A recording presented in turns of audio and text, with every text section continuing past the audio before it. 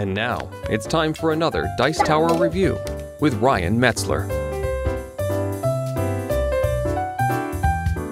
Hey everyone, it's Ryan Metzler here again, and today we're going to take a look at a game from Griffin Games. This is a game for all the way from 2 to 6 players, and it's a game about trading stones in order to buy wares from a market, and it's called Bazaar.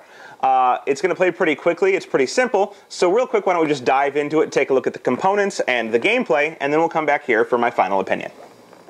So here you can see the setup for a game of Bazaar. Now, there are several aspects here that are going to change from game to game. The first is these equation conversion tables. There are 2 of them here, and you're going to use 2 each game, but there are going to be several more that you can choose from or randomize in order to get this. So these all are different. So this one has a white for 2 red, whereas this one has a yellow for a white and a green. These are going to change from game to add a little bit of variety.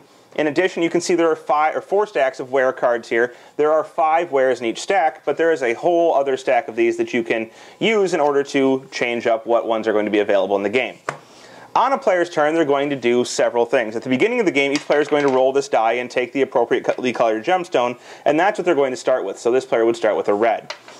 On their turn, the player has a choice. They can either roll this and take the gemstone that comes up, again a red, so they can either roll that, or they can forego rolling this in order to trade in their gemstones. So let's say for my first turn I rolled and got a red, but later I want to trade these gemstones in order to maybe get a blue and a yellow. So I trade my 2 reds in, and now I get a blue and a yellow. So I've swapped out what I have.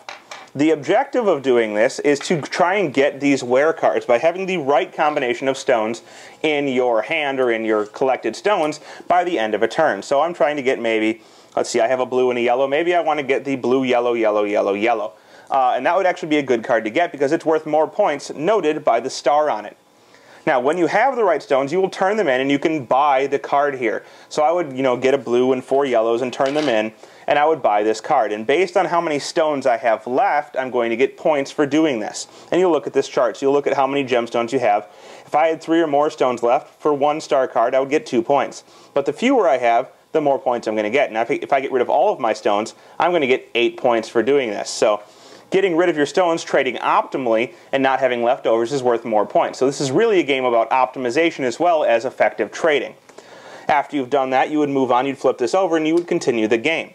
And each player has the chance to do this on their turn, either roll the die or make a trade, 1 of those 2 per turn. And you're going to go until 4 of these stacks are gone. 2 of these 4 stacks are gone. And when 2 of the 4 stacks are gone, you're going to end the game, and whoever has the most points is going to be the winner. Now, if there's a tie then, it's going to go to whoever did this with the fewest wares cards, meaning they were the most efficient in getting points. They probably had less gemstones when they finish. And whoever has the most points, or the least ware cards, is going to be the winner. And there you have Bazaar. A very simple game. You roll your die, you take your gem, or you do some trading. I guess you could choose to trade instead and get more gemstones or less gemstones, trying to optimize the gemstones you have in order to purchase those things from the Bazaar, the wares, and get points based on how many gems you have remaining. So not a complex game.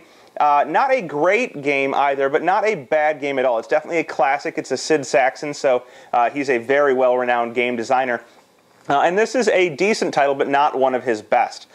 So in my opinion, I think Bazaar is a good, easy game, but not one that's going to appeal to a heavier game-playing audience. So probably not great for my audience, and not really the optimal game for me. Thanks for watching our review today.